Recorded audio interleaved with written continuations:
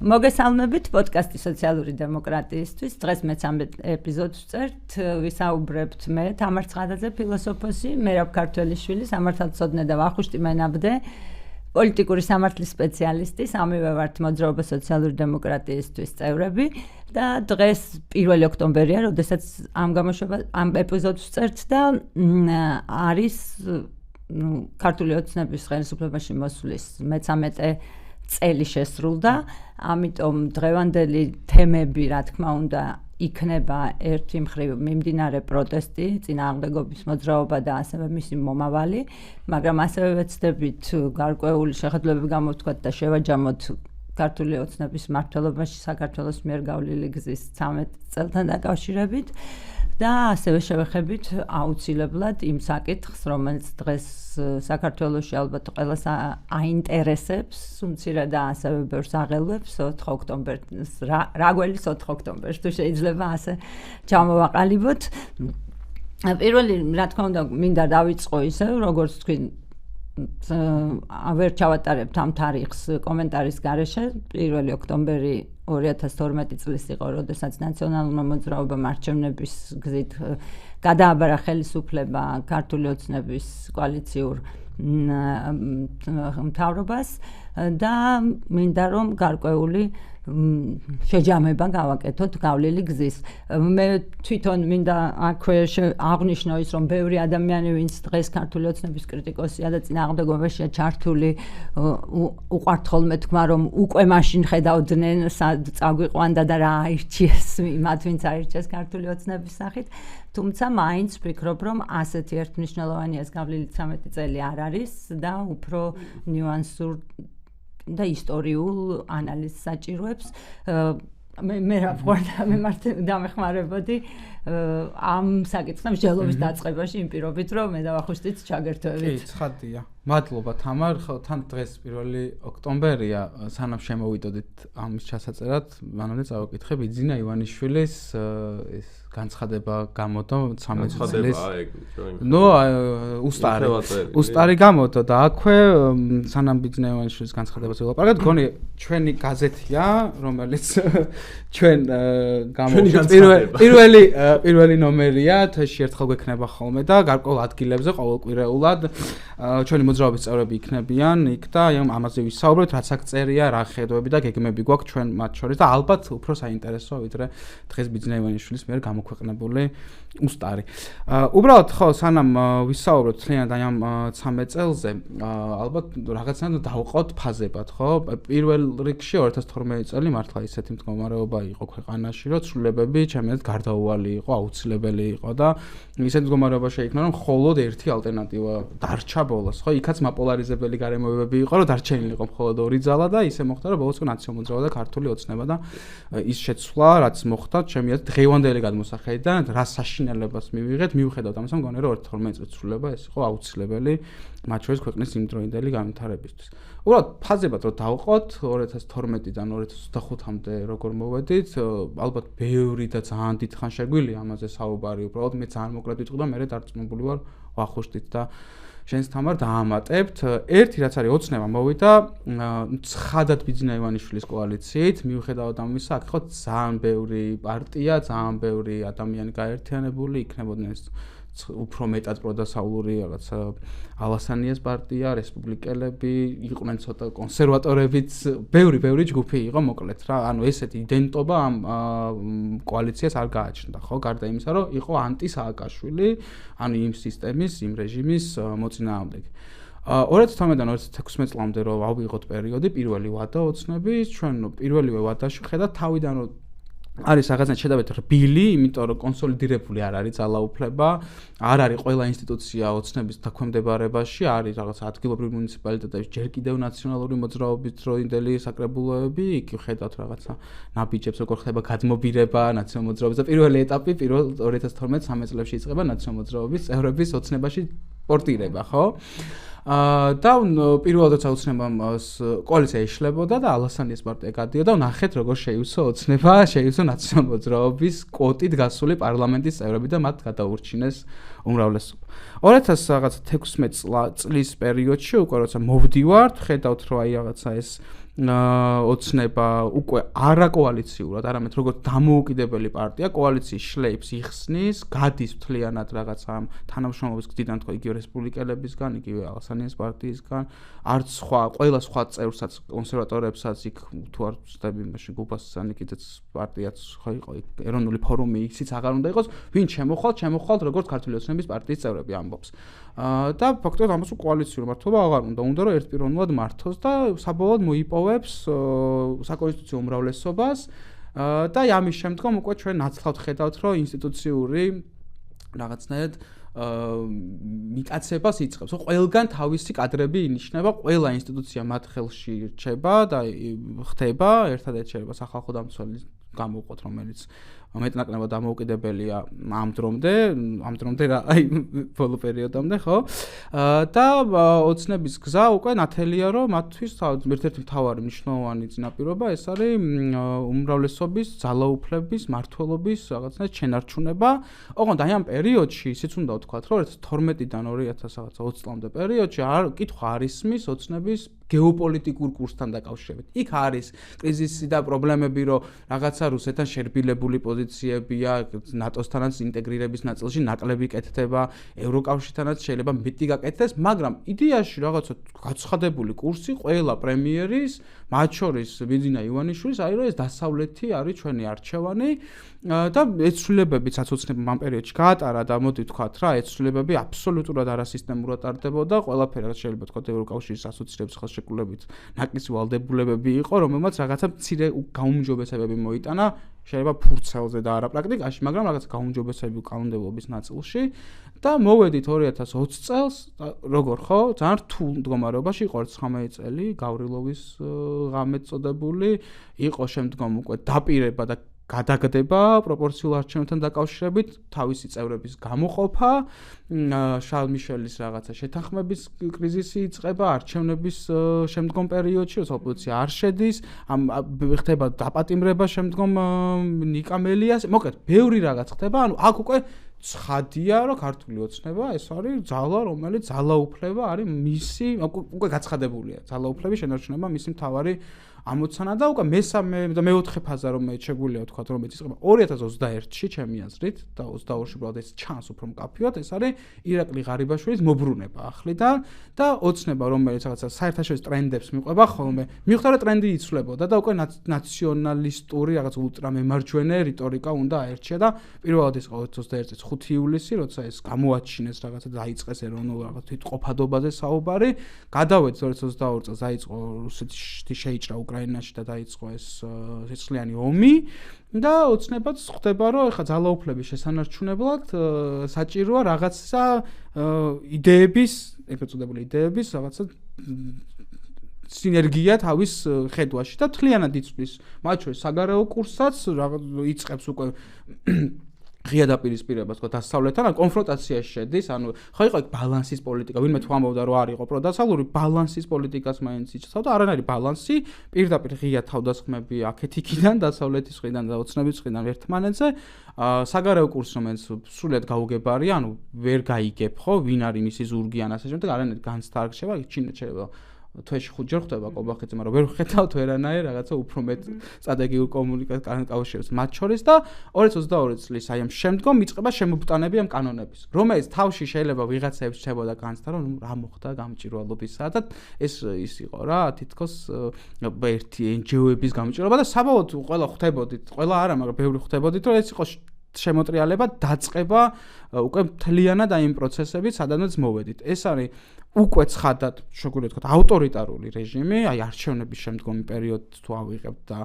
შემდგომ პროტესტებს ვისაუბრებთ, უბრალოდ ეს არის ცხადად ავტორიტარული რეჟიმი, სადაც არც ერთი განსხვავებული ხმა არ უნდა არსებობდეს, სადაც ყველა ვინც არ ეთანხმება არის მტერი, სადაც სამოქალაქო ორგანიზაციები ფაქტობრივად აღარ არსებობენ, მედიები სულ ზღაფავენ, ოპოზიციური პარტიები, რომელიც კრიტიკოსებიც ვარ, რა თქმა უნდა, შეიძლება. ფაქტობრივად უმრავლესობა ციხეშია, განადგურებულია, არაფერი პოლიტიკური პროცესი ფაქტობრივად აღარ არსებობს ქვეყანაში და გვაქვს ძალა და ოცნების დაპირება ბოლო 1 წელში არჩევნებამდე და არჩევნების შემდგომ არის ის, რომ აი ახლა ამ ტექსტშიც, ივანიშვილის ტექსტში ვაიცულეთ ვაღიარებინეთ, უკან დავახევინეთ, პოზიტიური არაფერი არ არის. აი ყოველთვის მიწოლაზე რაღაცა იმის ძალაზე რომ ჩვენსკენ არის ძალა, ჩვენ ვართ ის რომელიც ძალას ასხელებს და აბსოლუტურად არანაირი გეგმა იმისა რომ ქვეყანა მშვიდობაში ყავდეთ, იმიტომ რომ თვითონ ამბობენ ხოლმე ხო აი ეს გადატრიალება, გადმოტრიალება რაღაცა თვითონ რეალურად ყველაფერს აკეთებენ იმისთვის რომ ქვეყანა იყოს ძალიან პოლარიზებული, დაპირისპირებული და ერთმანეთის მიმართ ზიზღი გაჩნდეს ხალხში და აი აქამდე მოვედით რა ეს ფაზებად რომ დავყოთ ოცნება დღეს უკვე სრულად გაფორმებული ავტორიტარიზმი. ახლა შეიძლება კიდევ უფრო დამძიმდეს, მაგრამ უკვე შეგვიძლია ვთქვათ, რომ ავტორიტარიზმი რომელიც კონსოლიდირების ეტაპზეა კიდე უფრო მეტად. კი, აი მეც რომ ვუყურებ ამას, ერთადერთი მოტივი, რაც ჩანს აშკარად ყველა ქმედებაში, ეს არის ძალაუფლების ბოლომდე ჩაბღაუჭება და არ გაშვება, ხო? და აქ რა თქმა უნდა დიდი წინააღმდეგობა ოცნებას და კრიტიკოსების მოდის, აი რაც ვიკო შენახწერე ახლა ამ საგარეო პოლიტიკის კურსის ცვლილებაზე, მაგრამ ეს ჩემს პირადად ეს ძალიან უშუალო კავშირშია და დინამიკაშიც კორელაციაშია. შიგნით რა სტილით გმართავენ, როგორი არის საქართველოს მოქალაქეების მიმართ ჩვენი ახლანდელი ხელისუფლების დამოკიდებულება. ეგ არის ჩემთვის პირადად რო არ დაგიმალოთ, თავი შეიძლება ვიღაცა მითხრას რომ რაღაცა ბრმა ვარ ამ საგარეო საფრთხეების მიმართ, მაგრამ მე ჩემთვის მაინც უნდა ვთქვა რომ ეს არის დაიპოლარიზაცია რო ახსენეთ, ჩემ ეგეც პრინციპში ოცნების აი ეს 13 წელი რომ მიმოვიხილოთ, მაინც ხო მეც ვფიქრობ რომ უკეთესი და უარესი პერიოდების გამორჩევა შეიძლება, მაგრამ ერთი რაც დასაწყისიდანვე იყო უცვლელი ალბათ და მართლა მაშინ ვხედავდით, ეს იყო აი მისი ეს პოლარიზების სტრატეგიას თავიდანვე ის მიყვებოდა როგორც კი, მაგრამ ესეც მე მართალი გითხრათ, არ ვიცი, ეხლა ამას ლაპარაკის დრო და ამის კრიტიკის დრო არ არის, მაგრამ ქართულ პოლიტიკაში ეს უკვე ნაციონალური მოძრაობის მმართველობის დროს დაიწყო, როდესაც ხელისუფლება ელაპარაკება ძირითადად იმათ, ვისაც მოიაზრებს თავის მხარდამჭერად და ვისაც ყველას იმას, ვისაც ვინც მას არ ეთანხმება და არის მის მიმართ კრიტიკული, აცხადებს რაღაცა, ასე ვთქვათ, პოლიტიკური სხეულის ხორცმეტად, მის მიღმამყოფად. ეს არის ის, რასაც ჩვენ უკვე 13 წელზე მეტია საკმაოდ ხედავთ, მაგრამ ბოლო წლებში მაინც ეს საოცრად უკვე არ ვიცი გროტესკული დავარქვათ თუ რაღაც კატასტროფული მასშტაბით მოირგო ეს რიტორიკა და ეს მართვის ეს ფაქტურა შეიძლება დავარქვათ ქართულმა ოცნებამ, რაც მე მართლა ვფიქრობ, რომ ყველა სხვა საფრთხესთან ერთად ეს საგარეო იქნება, შიდა იქნება, ეკონომიკური იქნება თუ სოციალური იქნება, არის ნამდვილად დამღუპველი ჩვენი საზოგადოების მომავლისთვის და ეგ რო არ დაგიმალოთ ძალიან მანერვიულებს მე პირადად. მით უმეტეს ახლა შენ ახსენე, რომ ეს ძალიან კარგად დაინახეს დასავლეთი, რომელიც რაღაცა დღემდე ოცნებისთვისაც კი როგორც ირკვევა არის მოდელი, აი შევხედოთ, ხო, რომ რა გადმოაქვს, რა თემები გადმოაქვს. ერთხელ მაინც თუ გავიგებთ მათ პროპაგანდისტულ შინაარსებში, რომ იცი რა არის, აი ეს რუსეთში ასე ხდება და ასე გავაკეთოთ, ან ჩინეთში შიდა პოლიტიკაში ასე ხდება და ასე გავაკეთოთ. მაშინვე ჩააფრინდებიან თუ კი სადმე ევროპაში მემარჯვენე კონსერვატიული ძალა გაძლიერდება, იმაზე გოლაპარაკებიან, იქ ტრამპის პირობებში რანაირი პოლიტიკაც ხდება, მარტო გოლაპარაკებიან კი არა, პირდაპირ ახლა ცდილობენ რომ მოაჯდნენ იმ ტენდენციებს და ტრენდებს რაღაცნაირად ქართულ კონტექსტში გადმოიტანონ, ხო, თვითონ არიან იმავე წრეში, ასე ვთქვათ, ტრიალის, რომ აქ არ ვიცი ხა ამის ახსნა ბევრნაირად შეიძლება, რა თქმა უნდა და აქ არ ჩაყრმავდები, მაგრამ იგივე ეს პოლარიზების ტექნიკები ძალიან ეფექტურად გადმოიტანეს ახლა მით უმეტეს ბოლო ერთ წელში განსაკუთრებით, მაგრამ ბოლო უკვე მეტ წელიწადში როგორც არის, ასევე დასავლურ სახელმწიფოებში, ბოლო დროს ამერიკა არის ამის ყველაზე უფრო ესეთი მკაფიო მაგალითი და ტრამპის პოლიტიკა, რომელმაც აი ზუსტად ეხა ოცნებამცა და ამაზე თავისი პროპაგანდის ისევ აგება როგორ გამოაცხადა ტრამპმა კირკის დასაფლავების ცერემონიალზე, რომ ის ყველა ვინც მე მაკრიტიკებს მძულს ხო და აი პირდაპირ ხედავთ ოცნებაც ამას უკვე უფრო მანამდეც დიდი ხანია აკეთებს. აი ეს ბოდიში რომ გამიგრძელდა, მაგრამ ჩემთვის არის ეს ძალიან აშკარა ამბავი, რომ ხელისუფლებები და ეს ბოლო ხელისუფლება უკვე დიდი ხანია, რომელიც ყავს პირდაპირ ეუბნება ქართულ მოქალაქეებს, საქართველოს მოქალაქეებს, რომ თუ თქვენ ჩემ მიმართ კრიტიკული ხართ, თქვენ არ მეთანხმებით რამეში, უნდა მაქვს მე უფლება რომ გადაგიკეთოთ ყველანაირი ეკონომიკური არსებობის რესურსი, გამოგაცხადოთ მტრებად, მეტიც მოგიწოდოთ რომ წახვიდეთ ქვეყნიდან, ხო? ეხლა ბოლოს ამაზეც იყო ერთი ამბავი ატეხილი, არ ვიცი ამდენი მნიშვნელობა უნდა მივანიჭოთ თუ არ უნდა მივანიჭოთ, ახლა რიგითი მორიგი პროპაგანდისტის რაღაცა ნათქვამს, მაგრამ მეორე მხრივ ეს ვერბალიზება მოხდა ამით, თორე ოცნების პოლიტიკა რო ეს არის, ეს ჩანს აშკარად, რომ ჩემი მოქალაქეები, რომლებიც არ მეთანხმებიან, ან უნდა წავიდნენ ამ ქვეყნიდან, ან უნდა გაჩუმდნენ. სად ვართ ახლა და რას მოველით, რა პერსპექტივები, მკაფიოდ რაიმეს პროგნოზირება, რა თქმა უნდა, არის ძალიან ძნელი და შეუძლებელი ამ ძალიან არეულ ინფორმაციულ ველში, მაგრამ მაინც ამ სივრცეში ოპერირება გვიწევს და რაღაცა შეფასებებს და მოლოდინებს გვინდა არ გვინდა უნდა ვაკეთებდეთ. მე მინდა ორი ეპიზოდი გამოვყო ქართული ოცნების მმართველობის ბოლო წლებიდან, რომელიც ჩემთვის გარდამტეხი მომენტებია. ეს არის შარლ მიშელის შეთანხმებიდან გამოსვლა და ეს არის ღარიბაშვილის გაპრემიერება. აი ბიკო მაგალითად ღარიბაშვილის გაპრემიერება საერთაშორისო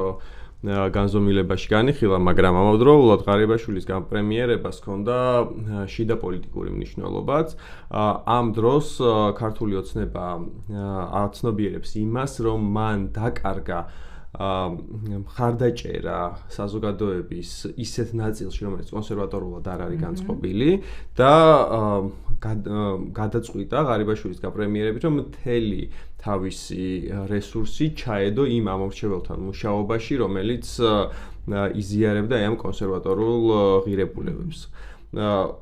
ეს არის ფაქტობრივად ქართული ოცნების საბოლოო კონსერვატორული შემოტრიალება. ღარიბაშვილის გაპრემიერებიდან შეგვილია ეს სიმბოლურად ეს ავთვალოთ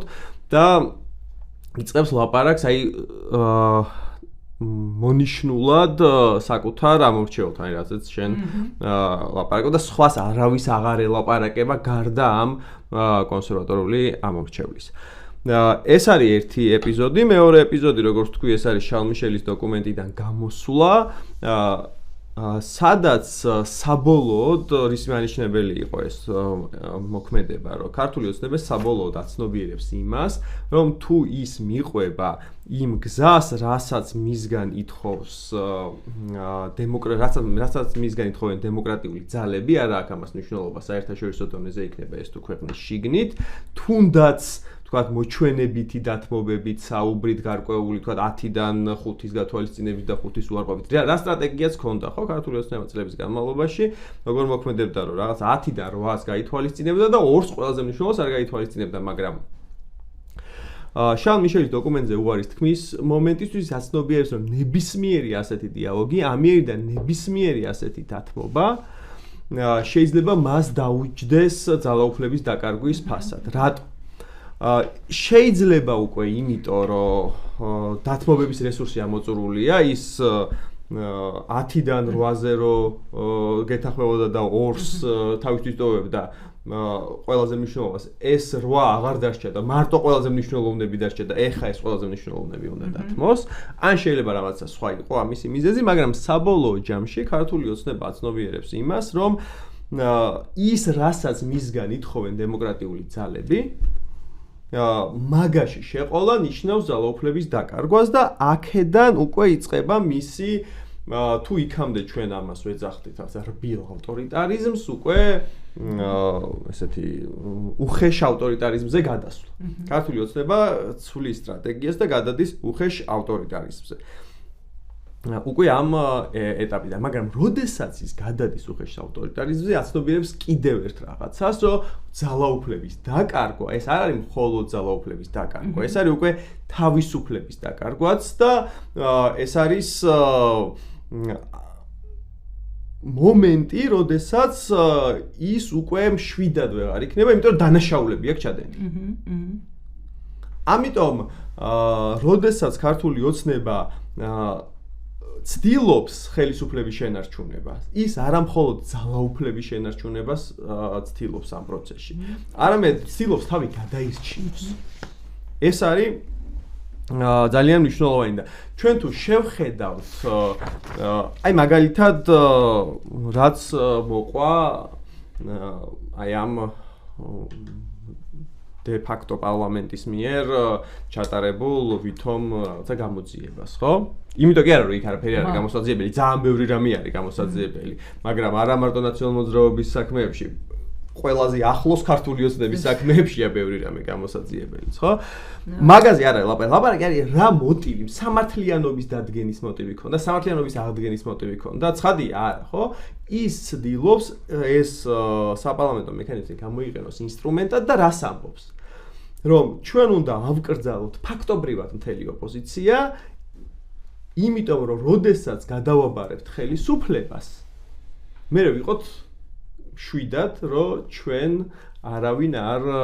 მოგთხოვს პასუხს. გადაბარებას როგორ ფიქრობ?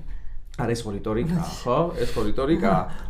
იმას ხო არ იტყვია, რომ ეხლა არასდროს გადავაბარებთ. მაგრამ ლაპარაკი რაზეა? ეგ ნაწილი ხო არის რაღაცა წინადადებაში სიტყვები, რომელიც შეგვიძლია ყურადღება არ მივაქციოთ და არის სიტყვები, რომელსაც განსაკუთრებული ყურადღება უნდა მივაქციოთ და აქ განსაკუთრებული ყურადღება უნდა მივაქციოთ იმას, რომ შიში იმისა, რომ მას მოსთხოვენ პასუხს ადრე თუ გვიან იმ ჩადენილი ქმედებების გამო, რაც ამ 13 წლის განმავლობაში და განსაკუთრებით ბოლო წლებში ქართულ ოცნებამ გააკეთა ძალიან მკაფიოა. ძალიან თვალხილულია ეს. ჩვენთვის რომ ქართულ ოცნებას ეს შიში ამოძრავებს. ამიტომ ისინი იქნებიან სასტიკები და იმოქმედებენ ისე რომ დაეყრდნონ ძალას, თუნდაც არავითარი საზოგადოებრივი მხარდაჭერა არ ქონდეთ. ანუ იმიტომ რომ მათი მდგომარეობა ახლა არის მდგომარეობა, სადაც როდესაც კარგავ ძალაუფლებას, კარგავ ყველაფერს. და ისინი იბრძოლებენ ყველაფრის შესანარჩუნებლად და არა მხოლოდ ძალაუფლების შესანარჩუნებლად. მაგ უბრალოდ მე მაგალითად ასე ბევრი ნიუანსი აქვს მაგას და ასპექტი, მაგრამ აი რო ვფიქრობ ხოლმე ერთი ისე ზოგადი დაკვირვება მინდა დავამატო, რომ ერთი აი თუნდაც ამ კომისიაზე და რა დასკვნაც გააკეთეს, ხა შენ რაც ჩამოთვალე არის ალბათ ერთ-ერთი მნიშვნელოვანი ვერსია მათი мотиваციის, თუმცა მე მაინც ეჭვება რომ რამე ემზადებოდნენ ძალაუფლების დასათმობად, რამე სახით. ხო თქვი რომ მან არ უნდა აი ეგ არ მე უბრალოდ ციტირება გავაკეთე. მაგრამ მეორე აი ეს ასე ვთქვათ მოდელი, რომ ყველა მომდევნო ხელისუფლება წინა ხელისუფლებაზე ამის შემდეგ ეს ამ რისკს ვხედავ. არა, მართლა წეგან ახსენე შენ სამართლიანობის აღდგენისან, მართლა დამნაშავეების დაშლის, არამედ შურის ძიება, როგორც მთავარი აქტი პოლიტიკის, ჩემთვის აი ეს ასპექტიც აქვს მაგას, რომ რაღაც შური ვიძიოთ მათზე, ვინც არ მოგწონს, ვინც დააშავათ, ან ეხლა იმ დამნაშაულსაც როგორ წარმოადგენენ დამახინჯებულად და არასრულად, რა თქმა უნდა, მეტი და სხვა ასპექტები იქნებოდა იქ როგორც შენ გამოსაძიებელი, მაგრამ აი ეს პოლიტიკის ეს ამ ციკლში შესვლა არის ჩემთვის ძალიან სანერვიულო, იმიტომ რომ მე იმედი მაქვს, რომ მოვიშორებთ, მიუხედავად იმისა, რომ მათ განზრახვა არაფერი ეტყობა ქართული ოცნების ხელისუფლებას, მაგრამ აი ამ ციკლში, რომელშიც სამართლიანობა კი არ არის საკითხი, არამედ არის რაღაცა ტიპის, ვინმე შეიძლება თქვას, რომ შურისძიებაც სამართლიანობის რაღაც ძალიან პრიმიტიული ფორმაა, მაგრამ როდესაც პოლიტიკის მოტივი გაცხადებულად ხდება, რომ აი შური ვიძიოთ, მათზე ვინც რამე დააშავოთ, ჩემთვის ეს არის ძალიან საშიში და საშინელი რა. კი, საშინელი, მოდი ასე ვთქვა და აი ამ კონტექსტშიც ბევრს ვფიქრობთ ჩვენ ყველანი ახლა საქართველოში მე დარწმუნებული ვარ ქართული ოცნების მომხრეებიც და ქართული ოცნების კრიტიკოსებიც და უნდა ვთქვათ რომ აქაც მაინც დიდი სპექტრი უნდა ვაღიაროთ ორივე მხარეს მე არავითარ შემთხვევაში არ ვეთანხმები ასე წარმოდგენას რომ ქართულ ოცნებას დღემდე ვინც იტანს ან მომხრე ანგიჟდება რაღაცა და იქაც არის დიდი სპექტრი ვთქვათ აი მარტო ვახშე შენ თქვი რომ აი კონსერვატიულ ამორჩეველთან დაიწყო ლაპარაკიო მაინც ბოლომდე არა ვარ მაგაშიც დარწმუნებული ვარ დაგიმალო რომ თუნდაც იგივე უფრო ლიბერალური შეხედულებების მქონე სეგმენტიც არ აყავს თავის მომხრეებში, მეორე არის მისი პროპაგანდა და რიტორიკა რაზეა მიმართული. ასევე არის მოწინააღმდეგეებშიც, რა თქმა უნდა, ძალიან დიდი სპექტრი, რომლებიც სხვადასხვა ფორმით დღეს ვართ ჩართულები წინააღმდეგობაში, ზოგისთვის რა სტრატეგია და ტაქტიკაა მისაღები, ზოგისთვის სხვა არის მისაღები, მაგრამ მე ვფიქრობ, რომ ყველა ნერვიულობთ იმაზეც თუ რა ლიანდაგზე შეგვაყენა ამ ბოლო წლებში განსაკუთრებით. ამ ხელისუფლებამ ვინმე შეიძლება თქვას, რომ რაზე აი მე მომისმენია რომ ველაპარაკები ადამიანებს გარშემო, რომ იცი რა არის შეხედე მთელ მსოფლიოში რა ხდებოდა, რა ცუდად მიდის პროცესები და რაღაც რა გასაკვირია რომ ჩვენთან ასე მიდიოდეს, მაგრამ ეგ ჩემს არ არის ეგ თლად დამაჯერებელი პასუხი ახლა სადაც ჯერს ერთი თუ რამე ბერკეტი გვაქვს მსოფლიოში რა ხდება ისიც გვეხება მაგრამ უშუალოდ სადაც გვეხება და უშუალოდ სადაც პოლიტიკის წევრები ვართ იქ რა თქმა უნდა უფრო მეტად სხვა გზა არა გვაქვს რომ რამე ვცადოთ ძალიან მოკლედ ვიტყვი მე მაშინ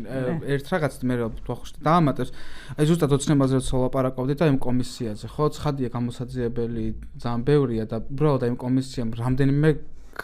ჯერ გაეპარათ ისეთი რაღაცები რაც აღმოჩნდა რომ ვისაც ამბობდნენ რომ დააშავა და შემდეგ დაწინაურებული ყავს ოცნებას ამბობდნენ დაზარალებულები ნაციონალურ მოძრაობის დროს რომ საია და სხვადასხვა ორგანიზაციები ეხმარებოდნენ როცა არავინ არაფერს არ ეხმარებოდა და ეხლა იმ ორგანიზაციებს ფაქტობრივად კეტავენ და ხურავენ და დასაჭირად საქმე და ერთი ძალიან მოკლე მაგალითი ყოველთვის ყვები ხოლმე რა ვიცი მგონი 10 წელია ამას ყვები იმიტომ რომ საიაში რო ვიყავი ერთ საქმე იყო რომლის მონიტორინგსაც ვეწეოდით ბათუმის ციხის უფროსების საქმე იყო რომელსაც 100-ზე მეტი პატიმარი დაზარალებული დებდა ბრალს რომ მათ აწამებდნენ ციხეში არის 2025 წელი 2014 წელს დაიწყო საქმის არსებითი განხილვა 2025 წელია 11 წელი გავიდა და ეგ საქმე არ არის დამთავრებული რა ის ადამიანები რომლებიც წამებაში ბრალდებულები არიან ანუ ამ იალიყის ქვეშ არსებობენ, იმიტომ რომ არ გადაწყვეტილება არ გამოსულა, წამებაში ბრალდებული ორი ადამიანი. და არის 100-ზე მეტი დაზარალებული ციხეში ნაწამები, როგორც ამბობენ თავად, რომლებიც ვერ მარცხაჯრობა მათ მიმართ არ ახსულდა, ხო, როგორც საჭირო იყო ოცნებას, რომ ქონოდა რეალური ინტერესი რამე საქმის გადაწყვეტის, ესეც საქმეებს გამოიძიებდა პირველ რიგში და 12 და 13 წელი არ დაკიდებდა ჰაერში. უბრალოდ მეორე წყლ ჩემი აზრით, რაზეც უნდა ვილაპარაკოთ მათ შორის ოპოზიციური პარტიების ეხა ძალიან რთულია თან კრიტიკა ვიღაცების რომლებიც ნახევარი ციხეშია ხო ეხა ესე ამიტომ მე არაზოს არ ვისაუბრებ პატიმარზე რაც არ უნდა მიუღებელი იყოს ის ჩემთვის უბრალოდ ზოგადად რო ავიღოთ ოპოზიციის მიდგომები ის ჩარჩო მათ შორის სამოქალაქო ორგანიზაციების რომელშიც ხდებოდა კრიტიკა ოცნების იყო ლიბერალური დემოკრატიის რაღაც ჩანასახოვანი რაც ჰქონდა იმაში რა ფუნქციონირება და როცა ოცნება ამ ლიბერალური დემოკრატიის ჩანასახოვანის სახიდანაც გამოვიდა და ის საერთაშორისო წესრიგზე დაფუძნებული კრიტიკა რომელიც ოდიგე ვენეციის კომისია რო დაიწუნებდა დასკვნას და იმას ითვალისწინებდნენ იგივე ევროკავშირი რო ეტყოდა თუ ვინა ჩემთან ასოცირება და მეტი ინტეგრაცია ეს უნდა გააკეთო და ამ აქედან გამოვიდა აღარა ინტერესებს და აქაც მთლიანობაში ჩაკეტა ეს სივრცე გამოვიდა რომ ინსტრუმენტები არ ჩვენ არც ოპოზიციურ პარტიებს არ აგვიშენებია ისეთი რაღაც ქვემოდან ზემოთ რო ვთქვათ, რომ მეტი მუშაობა ხალხთან, მეტი მუშაობა კონკრეტულ საკითხებზე, რაღაცა პრობლემებზე და კონკრეტულად აქ ადგილზე ეს სამუშაო არ იყო ხო გაწეული იმდენი რამდენიც აუცილებელი იყო იმისთვის არ მიგვიღო ესეთი გრადი ავტორიტარიზმი როცა ოცნება პარალელურად აი თავისი სუსით თავისი რაღაცა უამრავი ფულადი რესურსით პროპაგანდით რომელიც აი იმეც რო შეხედა 2017-18 წლის რომელიც რა ვიცი თავში სუმოძალადე ჯგუფს ეძახის ზურა მახარაძეს და ლევან ვასაძეს რომ როგორ შეიძლებაო ეს ჰომოფობი რეებს აღარ ეძახის ხო ეხა პირიქით გამოვიდა რომ ესენი რაღაცა ოჯახის წიწმინდას ებრძვიან ანუ როგორც უნდა ისეცვლის რა და მარტივია манипуლირება ადამიანებით როცა სიმართლე მთლიანი და სურათს არ ქმნის და ამ ქვეყანაში ოპოზიციური პარტიებიც ყველაფერს ჰიპერბოლიზებას ახდენენ ხო გელი მოვაო და ბოლოს მართლა რომ მოვა და უკვე არავის ვაღარ ჯერა იმიტომ რომ იძახეს ხო რუსეთი რაღაცა და მართლა შეიძლება აღმოჩნდე პირდაპირ რუსულ საფრთხეში პირდაპირ ავტორიტარიზმში იმდენი იძახე რომ უკვე ნუ აი მიეშვია ყურიც აი პირველად 2020 წელს რო ბოიკოტი რო არ შევდნენ პარლამენტში ეხლა მეორედაც არ შევიდნენ რაღაცა უფრო სულ ერთ და იგივე წრეზე ხდება ტრიალი და ნაკლები მუშაობა საერთოდ მოსახლეობასთან რაღაცა აი ამ მიმართულებითაც ინსტრუმენტები არ არსებობს შექმნილი ბოლომდე კარგად არ არის და უბრალოდ მე მართლა ეს ნამდვილად რომელიც არსებობს ძალიან დიდი ხანია არ მხოლოდ ეს ხო რომელიც ნოემბერში დაიწყო სხვადასხვა კერებია რა რომლებიც ერთმანეთთან ჯერ შეკავშირებული არ არის მაგრამ ეს უნდა მოხდეს შეკავშირება და ერთიან რაღაცა ბრძოლად გადაქცევა ვაკვირდებით იმას, რომ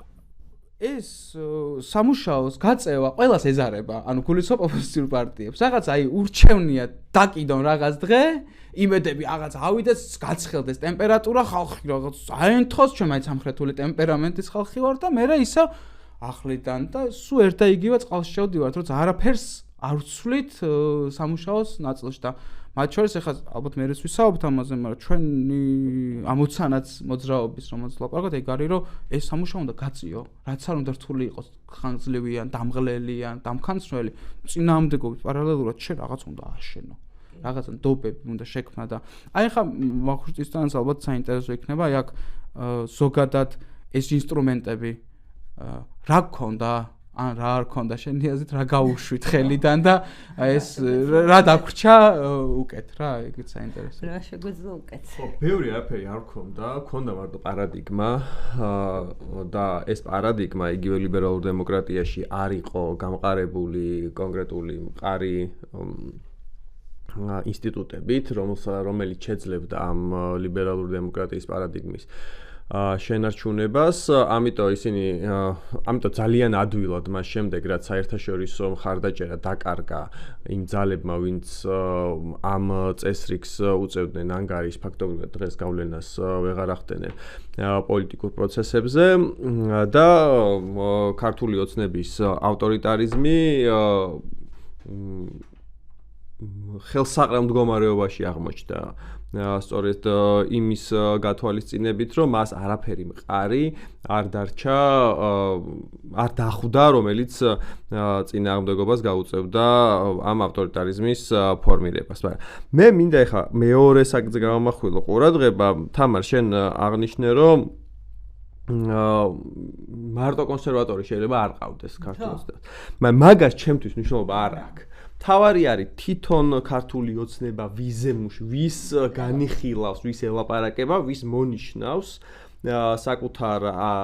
აუდიტორიად და ეს არის კონსერვატორულად განწყობილი ადამიანები, ოღონდ აქ მნიშვნელოვანი არის მარტო ცალმხრივი ეს პროცესი კი არ არის, რომ კონსერვატორულად განწყობილი ადამიანი უნდა რაღაცა მოისმინოს ქართული ოცნებიდან და ქართული ოცნება ამ საზრდოს საწვის. არამედ ქართული ოცნება იმ თავისი პროპაგანდის მეშვეობით გარდაქმნის ამომრჩეველს კონსერვატორულად. როგორც ყველა. ხო? ესე იგი, ჩვენ ბევრი წლის განმავლობაში გვესმოდა ის, რომ საქართველოში არის ძალიან ბევრი კონსერვატორულად განწყობილი ადამიანი, თუმცა ჩვენ ვხედავდით, რომ მეინსტრიმული პოლიტიკა არ აკეთებდა გათვლას ამ კონსერვატიზმს. ანუ ის არ ელაპარაკებოდა კონსერვატორულ ამორჩევლს, ის ლაპარაკობდა ლიბერალური ამორჩევლისთვის. არსებითად ესე იგი, რა თქმა უნდა, რაღაცა პატარა სხვაობები იყო, მაგრამ არსებითად იყო, რომ ესენი ჩვენ ვართ ლიბერალური ძალები, ხო? ქართული ოცნებას ბეძინა ივანიშვილის ინტერვიუ 2003 წელს როცა ამბობს, რომ მე ვარ ლიბერალი. და თავდაპირველად აბსოლუტურად ლიბერალური დემოკრატიული წესრიგი იყო და ლიბერალურ პერსპექტივიდან ლაპარაკობდნენ. მაგრამ ქართული ოცნება აი ამ კონსერვატორული შემოტრიალების დროს იწყებს აი ამ არსებული კონსერვატული განწყობების პოლიტიზირებას, პოლიტიკური მნიშვნელობის მინიჭებას და პოლიტიკურ ძალად გარდაქმნას, კონსოლიდირებას. ან თუ იქამდე ლიბერალური ძალები იყო კონსოლიდირებული და ლიბერალური იდეოლოგიის პარადიგმით მიმდინარეობდა ეს პოლიტიკა, ხო და კონსერვატორული ძალები იყვნენ განდევნილი. ეხა მათ დაიბრუნეს კი თუ მოიპოვეს პოლიტიკური მნიშვნელობა და ქართულმა ოცნებამ ეგააკეთა კონსერვატიზმის პოლიტიკურ ინსტრუმენტად გამოყენა, პოლიტიკური ბრძოლის იარაღად აქცია ის კონსერვატული განწყობები, რაც იყო. ახლა რა ევალება ლიბერალურ პარტიებს ძალიან რთულია რამე მოსთხოვო, იმიტომ რომ მათ პრინციპში ამ ხნის განმავლობაში რაც შეეძლოთ ამ ლიბერალური ორგანიზებით ეგ გააკეთეს. და ეს რესურსი გარკვეულწილად ამოწურულია. ყოველ შემთხვევაში რაღაცა მნიშვნელოვანი და სწრაფი ზრდის შესაძლებლობა არ არის, თუ რა თქმა უნდა ყოველ პოლიტიკურ ძალას აქვს ზრდის შესაძლებლობა, მაგრამ აქ არის ნახტომზე ლაპარაკი, ხო? ერთადერთი ეხა რა სეგმენტის პოლიტიზირებაც დარჩა, ეს არის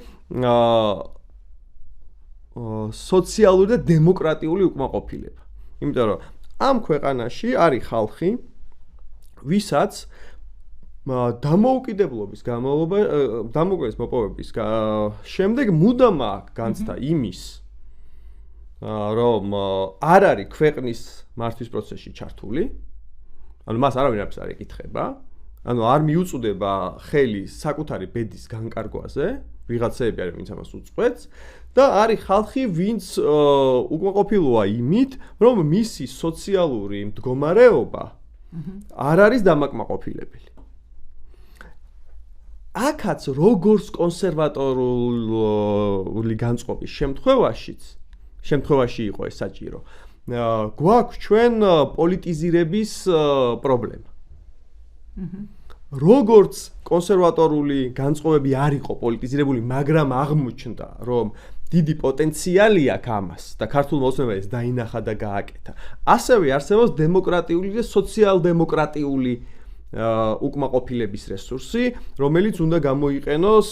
იმ ძალებმა, ვისთვისაც სოციალ-დემოკრატიული ღირებულებები არის მნიშვნელოვანი და ერთ-ერთი ესეთი ძალა სწორედ ვართ ჩვენ, ვისაც ეს დავალება ეკუთვნის, ვინც არის ამ დავალების ადრესატი და ვინც ეს უნდა გააკეთოს, რომ საზოგადოებას აჩვენოს სად არის პრობლემები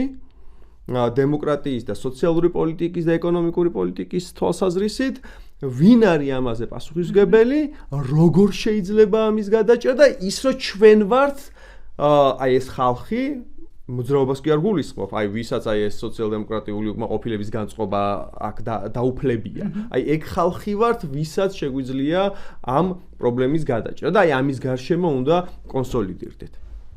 ეს არის პრინციპში ის სამოქმედო პროგრამა, რომელიც ნებისმიერ სოციალ-დემოკრატიულ პოლიტიკურ ძალას განუსაზღვრა არსებულმა პოლიტიკურმა მდგომარეობამ. ეს ჩვენ კი არ განუსაზღვროთ ჩვენ თავს, ან რაღაცა ის კი არ არის იდეა ფიქსი, არამედ უბრალოდ რომ შეაფასებ არსებულ მატერიალურ მდგომარეობას, საზოგადოებრივ განწყობებს და ძალთა გადალაგებას, აი ეს ვითარება ეგეთ დავალებას გაძლევს რა, რომელიც მე ახლა შენ უნდა მიხედო ამას. შენი აზრის გაგრძელებად მინდა ვთქვა, რომ ერთი პრობლემა, ჩემი აზრით და დღეს ამ კვირაში განსაკუთრებით შაბათის 4 ოქტომბრის მოლოდინში კიდევ ერთხელ გამწვავდა ჩემთვის, არის ის ეხლა სულ მახსენდება ვთქვათ შარშანდელი არჩევნების წინა პერიოდი როგორ იქცნეოდნენ ოპოზიციური პოლიტიკური პარტიები მაგრამ იყო ესეთი სიტუაცია რომ აი ახლა ოპოზიციის კრიტიკის დრო არ არის იგივე თარიღის დაკიდებაზე რომ ვამბობთ ხო უამრავ მთელი ინვესტირება ხდებოდა იმაში რომ აი ახლა გადამწყვეტი ბრძოლა რა თქმა უნდა ეს გასაგები არის რა რაციონალურად ახსნადი რომ მობილიზებას წაეხმარებოდა ადამიანების, მაგრამ მეორე მხრივ ჩემთვის ესეთი ის იყო სიტუაცია, რომ ძალიან არ მომწონდა მართალი გითხრათ, მთელი ზაფხული რაც ხდებოდა, როგორც ხდებოდა არჩევნებისთვის მზადება, მაგრამ მეორე მხრივ რაღაცა შიშით რომ რაღაც არ დავაზიანოთ, ბევრი იყო გაჩუმებული, შეიძლება ყველა არა საბედნიეროდ ხო, მაგრამ ვინც ვიყავით შეიძლება შეცდომასაც უშვებდით. იმის შიშით რომ აი ახლა ერთობა, აი გადამწყვეტი დღისკენ მოვდივართ, არანაირი კრიტიკული ხაზგასმთავრობა, არანაირი ეჭვი არ არის გაჟღერდეს თორემ მავნეხარ მე მაშინ ვამბობდი რომ ერთი რამდენჯერმე რომ ტელევიზორი ჩავრთე აღარ ჩავრთე მე მთელი ზაფხული მივხვდი რომ დეპრესიისკენ მივდიოდი იმიტომ რომ ყველა ოპოზიციური პოლიტიკური პარტია ლაპარაკობდა ორად თემაზე ერთი რომ გამოკითხვის შედეგად რა აჩვენა როგორი კონფიგურაციით დალაგება უნდა ამორჩეველს პარტიების და მეორე სანქციები და როგორ ახლა დაემუქრებიან იმას იბიძინა ივანიშვილს ხო ჩემს ორივე თემა იყო სრულად არარელევანტური არჩევნებისთვის მომზადებით თუ დაპირება რამე მოისმინე ხო რამე დაპირება რასაკეთებ შენ რას წარმოადგენს შენ რატო უნდა მოგცეს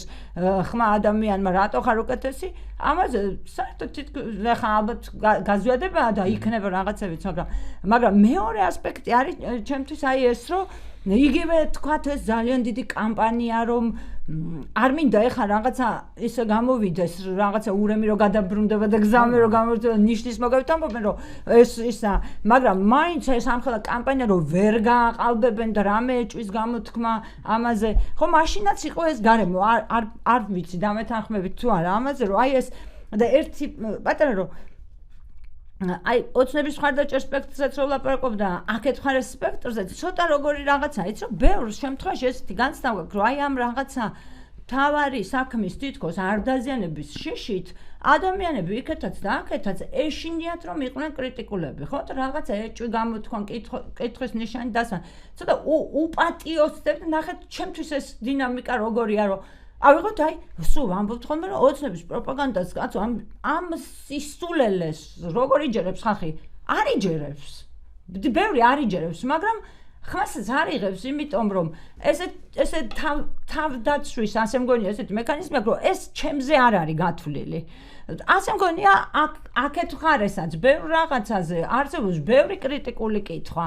მაგრამ ადამიანებს აქვთ რაღაცა ეს მექანიზმი იმისთვის რომ თავი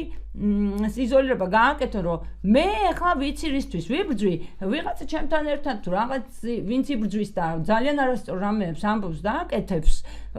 ეგ მე არ მეხება ასე ვთქვათ ხო ეს და ეგ ალბათ ესე არის როცა იბრძვი აუცილებლად იბრძვი ვიღაც ყველაფერში თანხმობა ვერ გექნება ერთმანეთთან და პირიქით რამე სერიოზული ცვლილება თუ გინდა პოლიტიკურ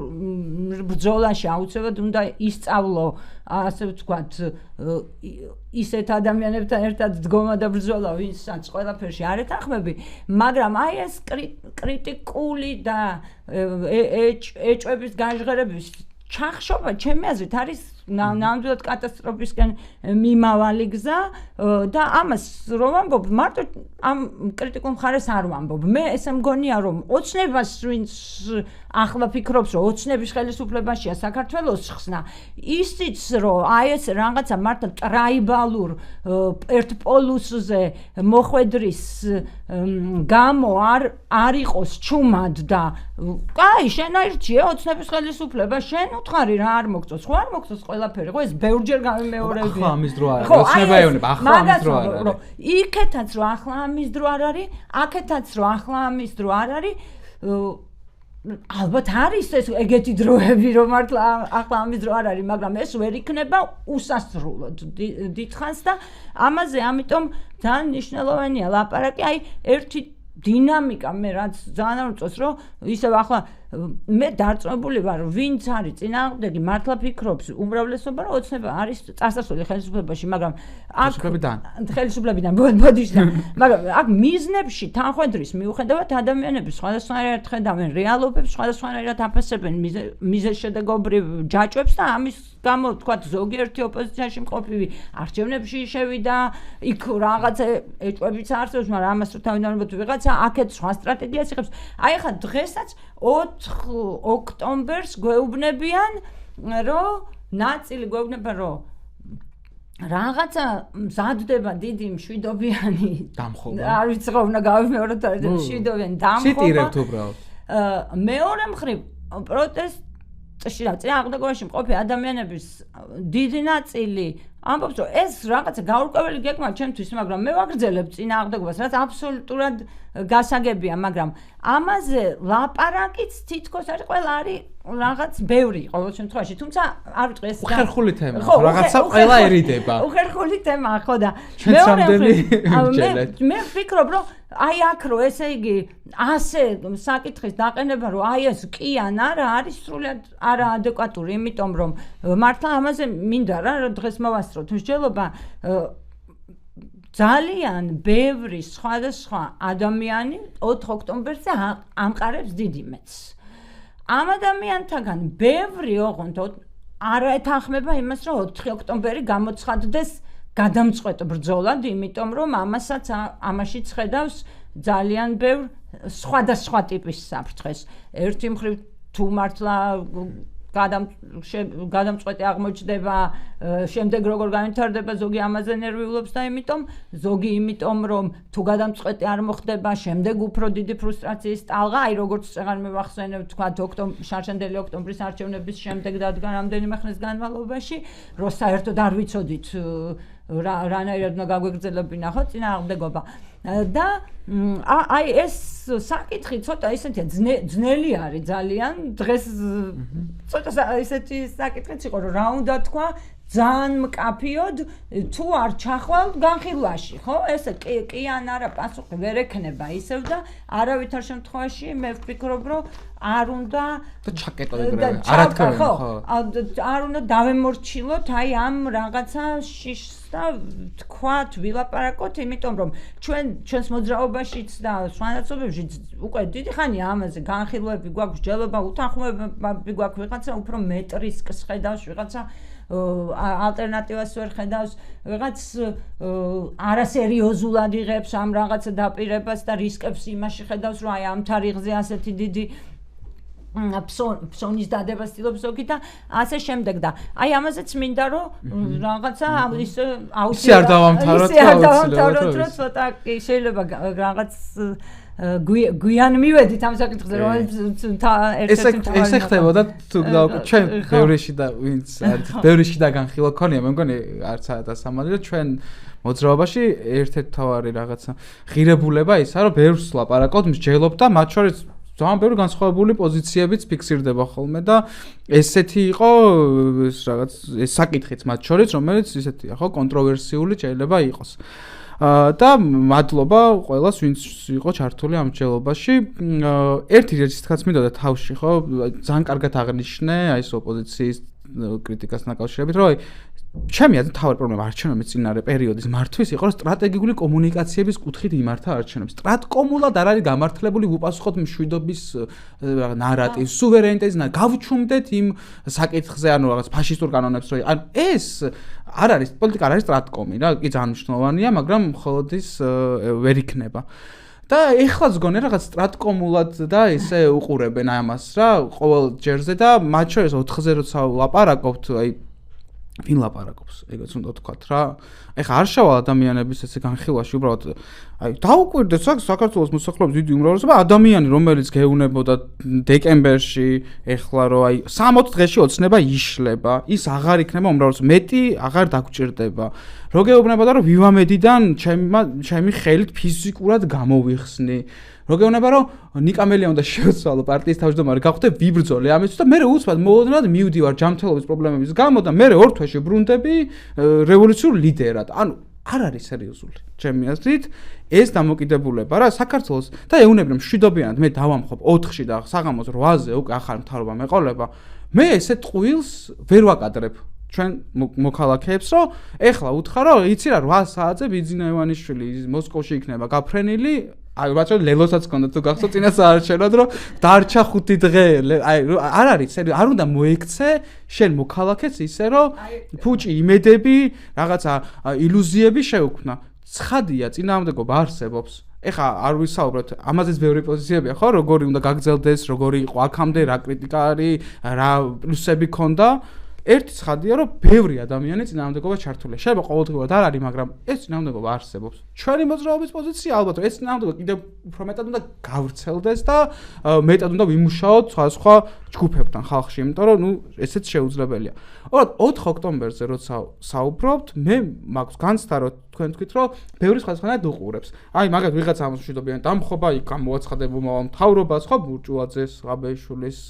გუნდი. მეორეები ამბობენ რომ მე იქ მივდივარ, იქ ვიდგები, მანამდეც ვიდექი ყოველ დღე. ვიღაცები რომელიც ყოველ დღე არ დგანან და დიდ თარიღად უყურებენ რომ 4 ოქტომბერს მივდივარ და იქ ვიქნები და ემზადებიან, ხო? მაგრამ მე ვხედავ რომ არ ემზადება მარტო ეს წინააღმდეგობის ეს ფლანგი რა ქართული ოცნება ძალიან კარგად ემზადება 4 ოქტომბერთვის შეიძლება ეს დღე ისეთი არის კარგად არჩეულია ყოჩახ ვინც ეს პირველად გააჟღერა ანუ გულისხმობ ხაბეიშვილი და ბურჭულაძეც კარგი დღე არჩიეს ეს არის არჩევნების დღე ბუნებრივად ვინც არის ბოიკოტში ის მას უნდა რაღაც გამოხატოს ეს უკმაყოფილება და ასე შემდეგ და მოხდა ამ დღეზე მოჯდომა უხეშად როგორ ძალიან მარტივი იყო რა რომ ამ დღეს ვიღაცას პროტესტის გამოხატვა ენდომებოდათ საბოლოოდ მაინც ესე რომ შევაფასოთ მე ძალიან ბევრ რისკს ხედავ ამ დღესთან დაკავშირებით შეიძლება ეს რისკები აბსოლუტურად არ გამართლდეს მაგრამ ერთი რა შესაძლო სცენარებიც არის ამ შესაძლო სცენარებში მე პოზიტიურს ამ ეტაპზე ვერაფერს ვერ ხედავ იმიტომ რომ ესე მშვიდობიანი დამხობის ერთი არ მჯერა მეორე რომ არანაირი რაღაცა ნიშნები არსებობს რომ ეს ჭირდება მშვიდობიან რევოლუციას მათ შორის ნიშნები ზოგიერთ შემთხვევაში შეიძლება არის მაგრამ თლიანობაში ესე 4-ში მოდით და შევცვლით ხელისუფლებას არ ხდება ყოველდღიურ ცხოვრებაში ეგრეთ წოდებული ხელისუფლების ნება არ უნდა სრულდებოდეს ყოველდღიურად რაღაც სხვანაირი ის განწყობა უნდა იყოს რაღაცა კიდე დიდი ამბავი უნდა მოხდეს იმიტომ რომ ეს რაც ხდება ამას 1 და 2 წელია უყურებთ პროტესტი კიდევ უფრო მეტად გაფართოებაზე უნდა ზრუნავდეს, მაგრამ მე მაგ განცდა რომ ბოლო რამდენიმე თვეა პროტესტი აი ჩაიკეტა რა, კი არ გაფართოებას კი არ ვფიქრობ საკმარისი რაოდენობა იმის ხელისუფლება შეცვალოს და მეტად აღარ იმუშავა ამ ხალხში, რომ მეტად გაფართოებულიყო ამ მიმართულებით და ამ მოცემულობით, ერთი რომ შეიძლება ფრუსტრაცია გამოიწვიოს, მაგრამ არ ვიცი, მეორე ის რომ რისკი და ის არის ხო რა ქართული ოცნება ეს არის თავიდან დაწყოთ ავტორიტარულ რეჟიმში ცხოვრობ და ავტორიტარისთვის რა ვიცი არ მივიღოთ ისეთი მოცემულობა ახალი პოლიტიკური ტყვეები არ მივიღოთ რაღაცა ახალი დასახიჩრებული ადამიანები იმიტომ რომ ოცნება არის ყველაფერზე წამსვლელი ძალა ოცნება არის არ ვიცი არაფერზე არ დაიხოს უკან და ჩვენ აუცილებელია რომ ეს მოცემულობა დღეზე არ ჩამოკიდო, წინააღმდეგობა არ იყოს დღეზე ჩამოკიდებული, წინააღმდეგობა გაფართოება აქ მაშინ და მხოლოდ მაშინ ჩემი აზრით ეს არის მაქსიმალურად გრძელვადიან შარკუცებ წლების განმავლობაში, როცა ეს არის მყარი, მდგრადი, მშვიდობიან წინააღმდეგობა ჩართული და დედლაინები და ულტიმატუმები ჩვენ თავებს არ უნდა წარუდგინოთ რა, აი ფაქტობრივად დაიწყენა პროტესტი, ნაწილმა თქვა რომ 4-ია deadline და რაც მოხდება იმის მიერ დალაგდება. მე არ მგონია რომ ეს სწორია, არ მგონია რომ ეს გამართლებული პოზიცია იყოს და არ მაქვს ხო ეს სახეები ბრაზდებიან ხოლმე ძალიან მოკლედ ძალიან ბრაზდებიან ხოლმე ადამიანები რომ აი ოცნების პროპაგანდა ამბობს ხო აი ამ სახელებს და გვარებს და შეიძლება ესეც არის რა თქმა უნდა ამას გამოიყენებს პროპაგანდა, მაგრამ ეს არის სახეები და გვარები და სახელები და გვარები ვინც ჩანან და გუშინ რო ჩავრთე ყველა არხი, ყველგან ეს ადამიანები იყვნენ. მათ შორის პირველ არხზეც. ეხლა ბიკო აი რაღაცებში გადახვევი მაგრამ რა მინდა იცი გითხრა ერთი არის რომ მე ეხლა მართალი გითხრა ასე ვფიქრობ ძალიან ნერვების მოშლელიც არის და დამთრგუნველიც და ფსიქოლოგიურად უდიდესი წნეხია იმ ადამიანებისთვის ვინც უშუალო სამიზნეები აღმოჩნდებიან ოცნების პროპაგანდის მაგრამ უკვე აი შენ თვითონაც თქვი რომ ოცნების ოცნება ყველაფერს იკადრებს ხო აი ამ დაშვებს რის გამო დაიჭეს ვის გამოიჭერა ყველაფერს იტყვის და აი ამ დაშვებიდან თუ გამოვიდეთ და მე ვფიქრობ რომ ეგ მაგ დაშვებაში ძალიან დიდი ჭეშმარიტებაა რომ მართლა ყველაფერს იზამენ და ყველაფერს იკადრებენ ამ მაშინ ვფიქრობ რომ მსჯელობისას ზუსტად ფაქტორი ძნელი ამაზე არ იფიქრო მაგრამ ფაქტორი ჩემი აზრით გამოსარცხე რას იტყვის ოცნების პროპაგანდა იმიტომ რომ ოცნების პროპაგანდა იტყვის ყველაფერს აი მართლა ჩემს პოზიციას გიზიარებ რამე აზრით შენი ქმედებების დაგეგმვა საერთოდ არ უნდა მოარგო იმას რომ ისინი ყველაფერს შენ თუ გაფართოვდა საზოგადოებრივი აზრის ფორმირება შენსკენ ხო მე მგონია რომ ეს ბრძოლა მოგებული არ არის ჯერ ანუ საზოგადოებრივი აზრის ფორმირების მიხედვით მე არ ვთვლი რომ აი ოცნება არის 10%-იანი პარტია რომელიც აი რაც არ უნდა იბრძოლო 10%-ზე ჩამოიშლები და თუ არ ჩამოწიეს რაღაცა 30 ბუნებრივი პროცენტი რაც აქვს თვალს შემდეგ ხო ეს თუ არ ჩამოწია რაღაცა პროცენტამდე ძალიან გაგიჭირდება რომ გადატეხო ავტორიტარიზმი კი დემოკრატია შეიძლება 51-49-ზეა მაგრამ ავტორიტარიზმი რაღაც 70-30-ზე მაინც უნდა დასვა მაგაში არ შეკამათებია რომ უბრალოდ რომ აი შიში რომ მე თუ ამას ვისწყვი ან ამას ვიზამ ოცნების პროპაგანდა ამას იზამს აი ეგ მეთქი ხო და აზრი ისედაც ქმნის ამიტომ ამბობ ხო მეორე მხარე არის აი ახლა შენ რა სიტუაციაც აღწერე ამ სიტუაციაში ბევრი ადამიანი მე არ მინდა რაღაც მესამე პირში ვილაპარაკო რაღაც მეც ზოგჯერ ასე ვარ ზოგჯერ რა მაშინ არჩევანი გაქვს ხო თუ შენ რასაც ამბობ ეგ აღწერეთ გზის ბრძოლის რა გზა გვჩება მაშინ თუ არა რომ რაღაც ბოლომდე ვიდგეთ რა ყველა ხერხით ასე ვთქვათ როგორც დღეს ბევრი ამბობს ხო მე არა ვარ ბოლომდე ამ აზრის რომ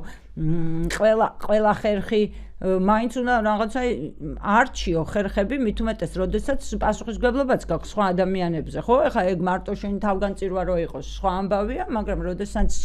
პასუხისმგებლობაც გაქვს სხვა ადამიანებზე ასევე უნდა გქონდეს ამ ხერხების არჩევას შეფასება წარმატების რაღაცა ალბათობებით მაშინ კრიტიკულ მხარეს რა მეგრჩება ხო აი ეგ კითხვა არის ძნელი რა გრჩება რჩება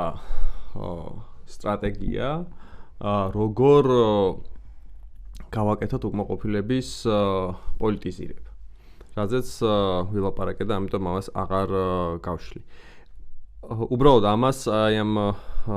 4-თან დაკავშირებით ვიტყვი რა. პირველ რიგში რაც არ უნდა არასერიოზულად ჩანდნენ ის ლიდერები თუ ინიციატორები, ვისაც ეკუთვნის 4 ოქტომბრის იდეა, თავისთავად 4 ოქტომბერი სერიოზულ განხილვას საჭიროებს. იმიტომ რომ შეიძლება ის არის მოუმზადებელი არასანდო ადამიანების მიერ დაგეგმილი, მიუღებელი პიროვნებები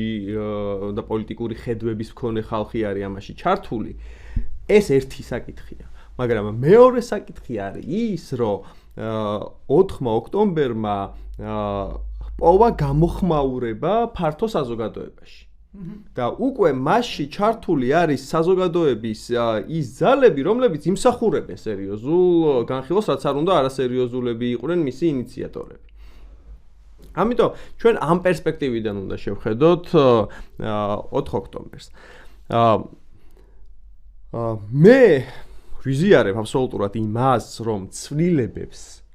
სჭირდება მომზადება, მაგრამ გააჩნია რას დავარქმევთ ცვლილებას. თუ ცვლილებას ვარქმევთ იმას, როგორც ჩვენ გვესახება ცვლილება, ეს არის დემოკრატიული ქვეყნის დემოკრატიული ტრანსფორმაცია და ისეთი დემოკრატიის დამყარება, რომელიც აქამდე არასდროს არ ქონია, მაშინ კი რა თქმა უნდა, ეს ცვლილებები და ეს ინიციატივა მოუმზადებელია. მაგრამ თუ უბრალოდ ლაპარაკი არის იმაზე, რომ რეჟიმი აიძულო დათმოს ძალაუფლება, ამას ყოველთვის არ სჭირდება აი ესეთი ფუნდამენტური ცვლილებები. საზოგადოებრივ განწყობებში, ცნობიერებაში, პოლიტიკის სტრუქტურაში და ასე შემდეგ. ამისთვის საკმარისი არის აფექტიც. ანუ თუ საზოგადოება გაბრაზდა და საკმარისი რაოდენობის ადამიანი გამოვიდა ქუჩაში ისე რომ ხელისუფლებამ დაკარგა კონტროლი სახელმწიფო აპარატზე ცვლილება შესაძლებელია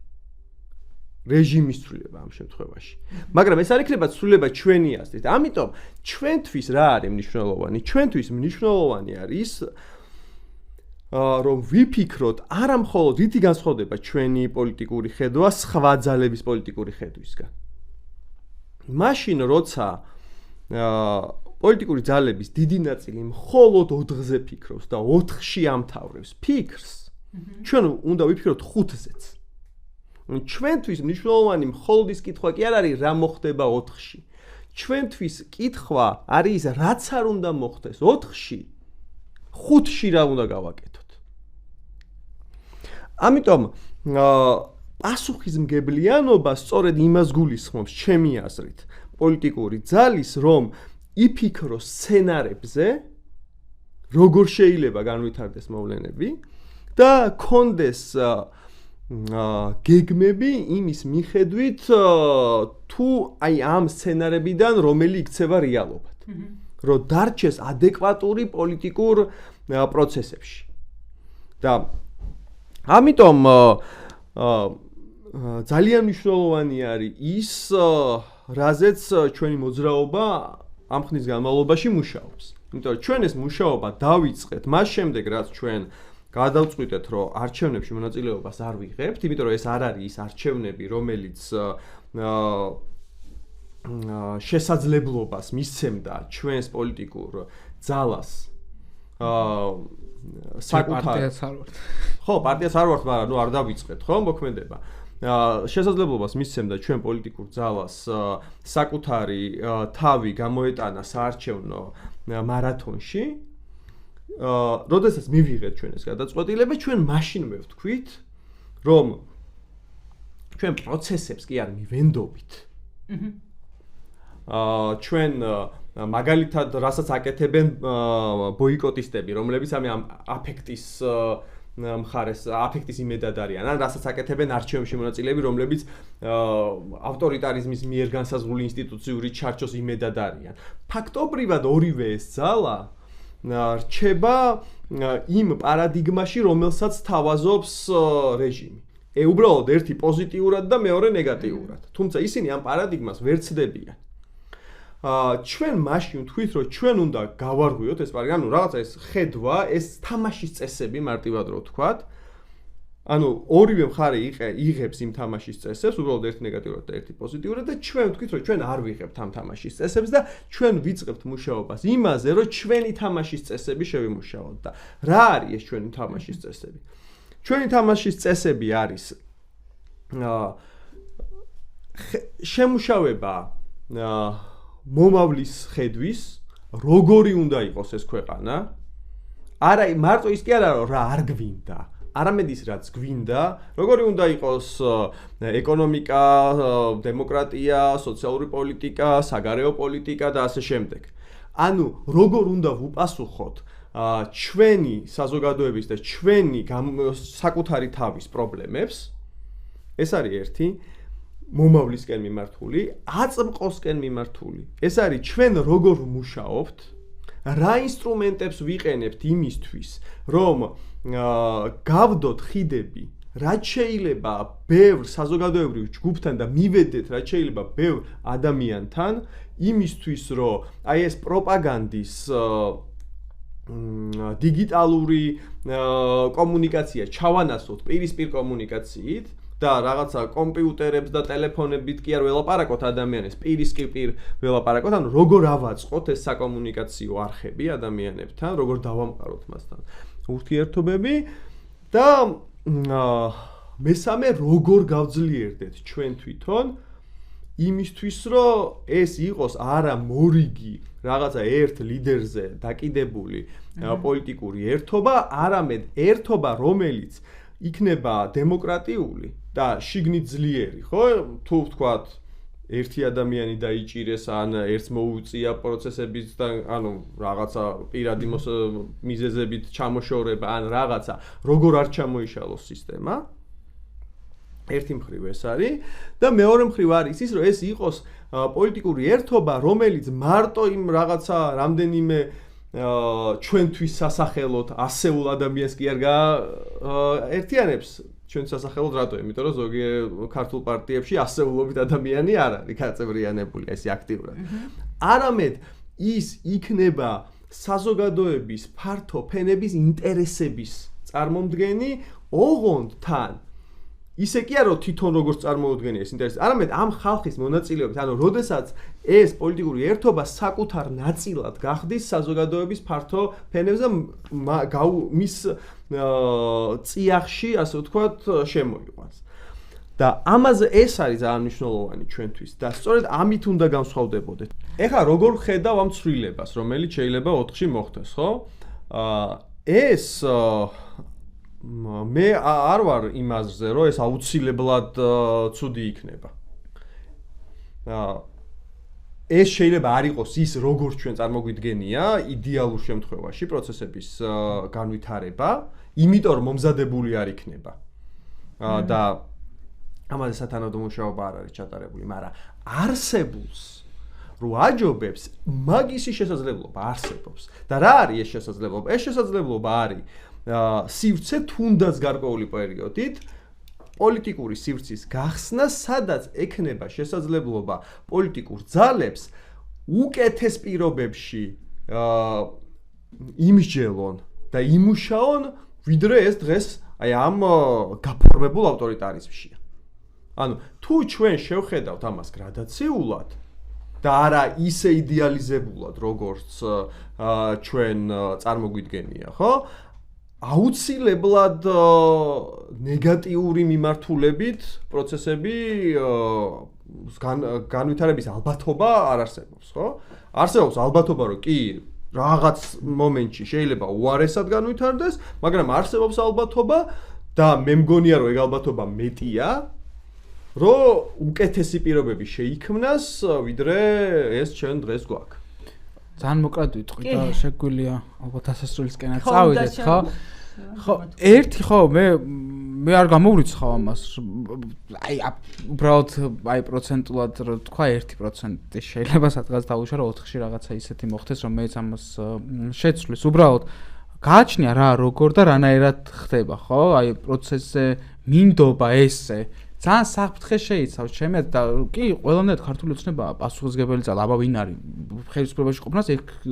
მაგან დაიჩემა, ხო? მე ვარ ხელისუფლება და ცხადია ის არის, მაგრამ ჩვენც გვმართებს პასუხისგებელი ამ პოლიტიკურ პარტიებს და იმ ლიდერებს, რომლებიც იქ რაღაცებს მოუწოდებენ, მართებთ მეტი პასუხისგებლობა იმ ხალხზე, ვინც არის იქ, მათ შორის იმაზე, ვისაც რაღაცა გეგმებს სახავენ, იმიტომ რომ კი, ავტორიტარიზმში ცხოვრობ, ოცნების მითითება, რომ ის არის მაინც პასუხისგებელი,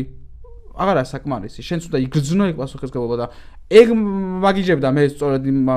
ეგრეთ წოდებული ლიდერებში, რომ ამ პასუხისგებლობას აბსოლუტურად არც იზიარებენ, არც ღელავენ, არც ნერვიულობენ და რაღაც უპასუხისგებლო განცხადებას აკეთებენ, თორე ცხადია, ეხა რანაირად შეიძლება იყოს წინააღმდეგობაში, როგორც ახლა ჩვენ ვარ და არ იყო სოლიდარული პოლიტიკური პარტიის შობლების იმ რაღაცა რეპრესიული საჯარო მოხელეების უამრავი ადამიანის, რომელიც ახლა ადმინისტრაციულ სამართალდარღვევად ამიჩნევა და 1000-ობით და 10000-ობით და 100000-ობით ჯარიმები აქვს, მათ შორის ჩვენ წევრებს. ხალხი მოიცა ემიგრაციაში, ხალხი რომელსაც რაღაცა შეუარდნენ ორგანიზაციები დაუხურეს და ასე შემდეგ, ხო, მათ შორის ჩვენ მეგობრებსაც, რომელსაც მიადგა ეს ეგრეთ წოდებული ანტიკორუფციული სამსახური. ანუ აბსოლუტურად შეუძლებელი არ იყო სოლიდარული და არ იყო წინააღმდეგობაში ჩართული, მაგრამ ამ შემთხვევაში ხო ჩვენ ვფიქრეთ, მაგრამ ჩვენ თუ ვამბობთ რომ სტატუს-კვოა გადასატეხი ეს სტატუს-კვოს მოცემულობა შეუძლებელია ჩემი აზრით რეალური ცვლილებების მოტანა და ამ სტატუს-კვოს გადატეხვას კიდე ჭირდება არაკონფრონტაციული ენა, რომელიც აშინებს და აფრთხობს საქართველოს მოქალაქეებს, ამით იგებს საზოგადოებრივ აზრს თუ იგებსაც რამდენი პერიოდი ოცნება ეგონი არასწორი და რაღაცა მე ვენდობი ხალხს, მე რევოლუციური ცვლილება შეიძლება მოხდეს თავისი თვითდინებით. ეს დაძახებულზე არ მჯერა. შეიძლება იმ 4-ის თავის თვითდინებით მოხდეს რაღაცეები და ის უბრალოდ შენ როცა ამას აკეთებ და ამბობ წინასწარ და რაღაცებს სახავ, ამის არ მჯერა, რომ არ არსებობს შეკვეთით არაფერი არ ხდება, მით უმეტეს თუ წინარე სამუშაოები არ ჩაატარა. მან რა არის კიდე იცი რომ რა თქმა უნდა ლიდერები შეიძლება არიან უპასუხისმგებლოები და არიან უპასუხისმგებლოები და მაგრამ ეს ხო ჩვენ ახლა არ გავიდეთ ყველა ნაბიჯს რასაც ისინი აქამდე გადადგამდნენ იყო უპასუხისმგებლო მაგრამ როგორი არის ხალხის რეაქცია ხო ძალიან ბევრი ადამიანი არის ვინც ამბობს რომ 4-ში მე აი შენც ხო თქვი რა 4-ში მივდივარ იმიტომ რომ შეიძლება იმიტომ რომ დიდი ივენთი ამათმა დადროფეს ხო აქვია მას და გამოაცხადეს ხო მაგრამ მე არ ვაპირებ იქ მათი სცენარის მიხედვით მოქმედებას თუ მე ეს სცენარი არ მომეწონება ხო ეხლა მეც მაგალითად ხო მეც ერთი ადამიანი როცა წავალ როგორც აქამდე დავდიოდი 300 დღის განმავლობაში რუსთაველზე 300 მე-1 დღეს წავალ მივიღებ მონაწილეობას დემონსტრაციაში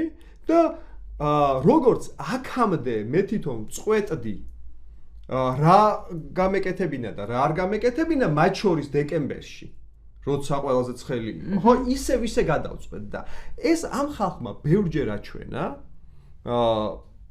რომ ეს არის ჰორიზონტალური პროტესტი, ჰორიზონტალური პროცესი და აი ესე ერთი კაცის ან თუ გინდა 10 კაცის დაძახილზე გადაწყვეტილებას არ მიიღებ და ვიმედოვნებ, რომ ეგრე იქნება. ეს ხალხი გამოიჩენს იმავე მეთოდს, უბრალოდ მიყვება იმავე მეთოდს პროტესტის. რაც აქამდე მიყვებოდა ეს მეთოდი ოღონდ არ გულისხმობს ინსტრუმენტებს ხო ეს მეთოდი გულისხმობს გადაწყვეტილების მიღების მეთოდს როცა მე თვითონ ვიღებ გადაწყვეტილებას როგორც პასუხისმგებლიანი მოქალაქე და ინდივიდი ეხლა რა უნდა გავაკეთო ასე მოვიქცე თუ ისე მოვიქცე დავრჩე თუ წავიდე ვიმღერო თუ ჩუმად ვიდგე არა მაგაში